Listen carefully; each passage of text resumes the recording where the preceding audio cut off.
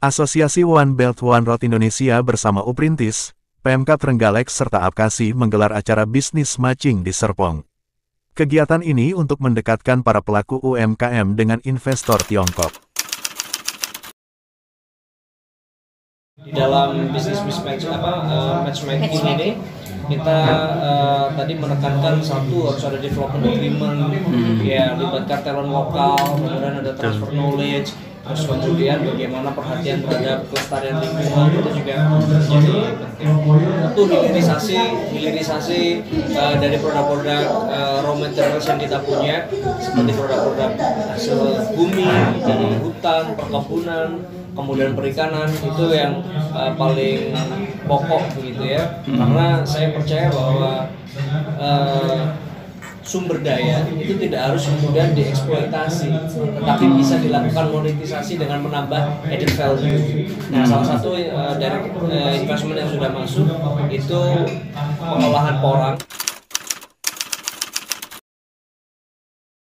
Punya sertifikasi tanaman porang organik, jadi itu punya standar ekspor yang lebih bagus dibandingkan dengan tanaman-tanaman porang dari kabupaten kota yang lain.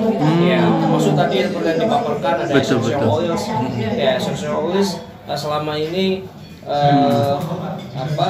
distilasinya, penyulingannya itu dilakukan masih secara manual di kebun-kebun punya masyarakat petani hutan kita.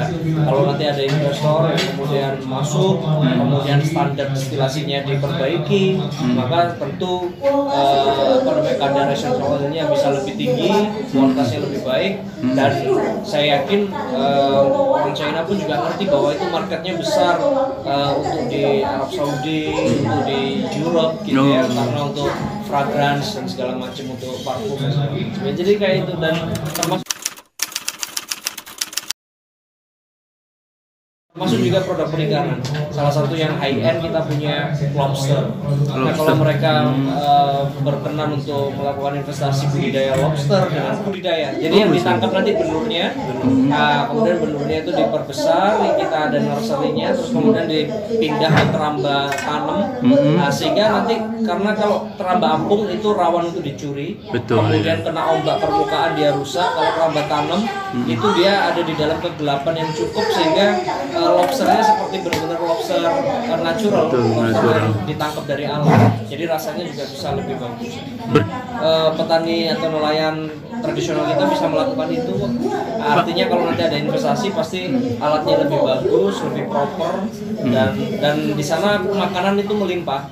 Maksudnya makanan alami untuk lobsternya melimpah sehingga tidak mencemari lingkungan laut.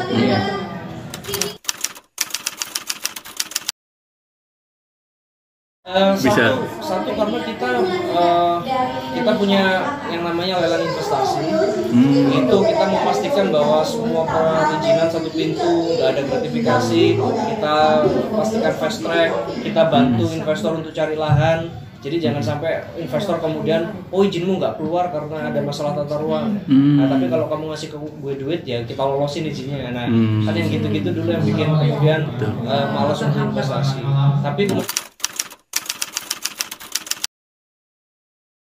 karena kita mendorong UMKM, kita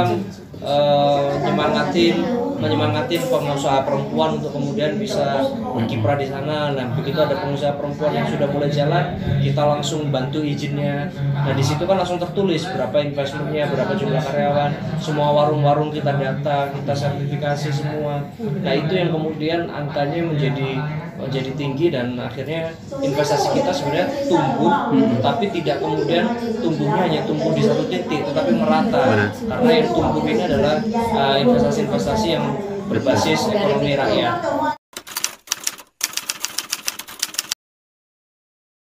Saya selalu percaya bahwa kabupaten itu tempat investasi yang baik.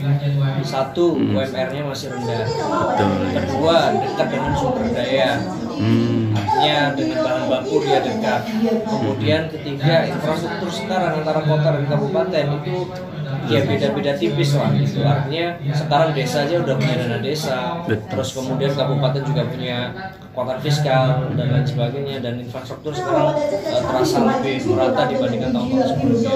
Nah kemudian untuk mencari lahan itu juga masih ada lahan dengan dalam tanda kutip lebih murah. Tapi yang perlu diingat yaitu bahwa industri yang ada, investasi yang ada itu nggak boleh mengorbankan daya dukung dan daya tampung di lingkungan. Nah jadi setiap kabupaten mungkin tipsnya selain mempermudah perizinan, kemudian kedua juga sudah mempersiapkan memang lokasi-lokasi yang diinginkan untuk investasi, ya UKM UPL atau AMDALnya mulai didesain disusun mulai dari sekarang gitu, sehingga pemetaan bahwa sehingga lokasi ini memang clean and clear, sehingga nanti di kemudian hari nggak ada urusan dengan masyarakat, dengan kerusakan lingkungan dan sebagainya.